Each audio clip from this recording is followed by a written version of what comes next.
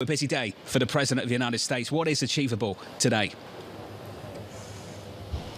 It's a great question. Yeah, it's a trio of summits. He first starts here at the NATO headquarters, and then he has a meeting with the G7, and then he goes on to the European Union, discussing with a slew of American allies about what next they can do when it comes to penalties and sanctions against Russia. We should note we just had a number of penalties announced by the United Kingdom.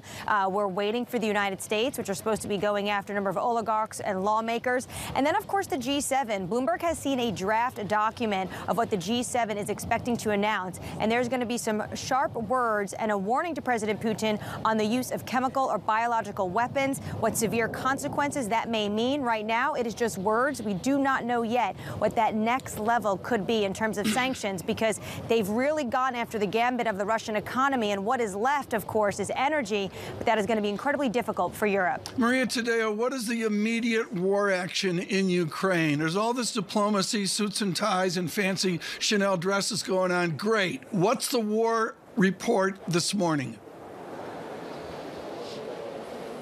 Well, Tom, the fight continues. That is essentially the war report as we've seen for 28 days. And today we heard from the Ukrainian President Zelensky say we are going to continue the war. For as long as there isn't a ceasefire, the war is going to continue. And we take it that Russia is not serious about this negotiation. And Tom, this is very important. You know, I hear a lot of commentary about Ukraine should just take any ceasefire, should just accept any deal and put an end to a horrible war. But if you really look at the Ukrainian psyche, this is a country that really believes they can win this war, and that really has been united by this aggression from Vladimir Putin. So if you ask me, are we going to see an end to this in the next few days? Well, what I hear from a lot of our Ukrainian sources who speak to us still from Kiev is that no, the fight will continue. They're not scared about this, but they will ask again for weapons and for further facilitation. And this is why this meeting between NATO is so important. By the way, Zelensky will jump on the call, and then he will also jump on the call with European leaders. But the other big thing, Tom, it's not the meeting in Brussels, but it's a meeting tomorrow in Poland